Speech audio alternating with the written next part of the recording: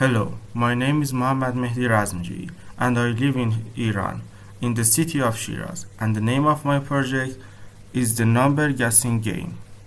This project includes several functions, each of which I will explain to you.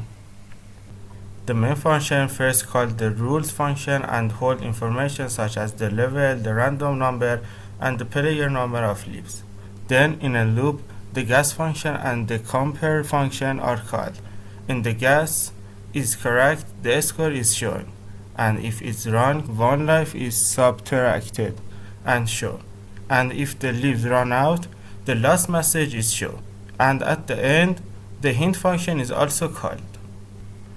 The next function is نمایش قانون, which after counting down from 3 to 1 and telling the player the game has started, show the game rules to the player.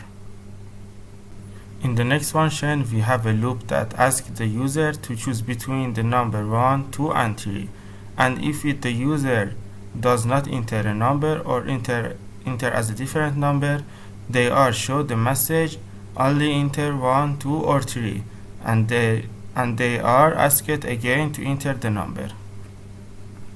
In the next function, the game level is chosen based on the input that was taken in the function above and stored in main, and based on the level, a random number is generated and stored.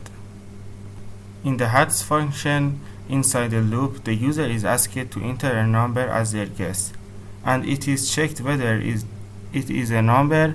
If it is not a number, the player is asked again. In the تعداد قلب function, the player has a number of lives based on the game level, which decreased by 1 which get wrong guess. In the راهنما function, based on the game level, if you are within a certain distance from the number, it tells you that you are getting close. In the بازی دوباره function, the user is asked whether they want to play the game again, and they must answer with yes or no. If the answer is different, they are asked again.